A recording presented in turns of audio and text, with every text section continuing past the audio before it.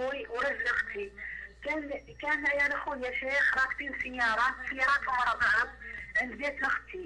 حلو. وكان رجل اختي يا شيخ لابس بشت اسود وراكب سياره بيضاء وبجنبه واحد يسوق وبجنبه.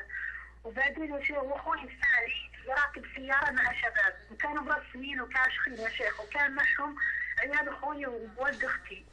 بعدين يا شيخ حلمت اني طلعت لابسه عبايه وكنت كاني بطلع الشارع. قلت وين بتروحون؟ قالوا اليوم ردوا علي قالوا اليوم مباراة الهلال. كان يا شيخ معي ميداليه فيها 3 مفاتيح، اثنين كبار شوي وواحد صغير مفتاح. كاني اعطيته ولد اخوي يا شيخ وقلت هذا الصغير هو اللي يفتح، وانتهت الرؤيا يا شيخ. طيب كم اعطيتي ولد اخوك من مفتاح؟ 3 يا شيخ، في ميداليه 3. طيب مفتاح الصغير واعطيته ولد اختي اخوي. حلو. خلاص لا خلاص لا عاد تعيدين، ركزي معي الان. السؤال الاول، انت كم عمرك؟ حوالي يا شيخ 36 35 كذا. متزوجه ولا باقي؟ لا والله ما تزوجت شيخ. نهائيا؟ شوفي، الرجل اللي كان لابس ثوب اسود اللي هو زوج اختك؟ ايوه هو زوج اختي. ايوه. كيف وضعه المالي؟ هل مار في خساره، متعرض الهم؟ هل هو مار في خساره او متعرض الى هم؟ لا والله بس الحالة المادية ضعيفة يا شيخ. طيب كويس يعني مار في هم، يعني اكيد انه مو مبسوط كون انه طفران. الحالة المادية ضعيفة يا شيخ. طيب لابس ثوب اسود، لابس بشت اسود، هذا الهم انه مهموم وحزين بسبب. الحين تسمعيني واضح؟ ما اسمع يا شيخ، صوتي بعيد شوي. والحين تسمعيني واضح؟ يلا كمل شيخ. ايش طيب. تقول لابس بشت تسألني؟ أقول زوج أختك يمر في هم وحزن بسبب ضائقة مالية، يعني أوضاعها المالية مهي بزينة. أي أوضاع المالية مهي بزينة فعلا يا شيخ. طيب هذا الجانب الأول. الجانب الثاني أنت زواجك معسر ومعطل بدون أي أسباب واضحة. أي صح يا شيخ. وهذا الكلام من كان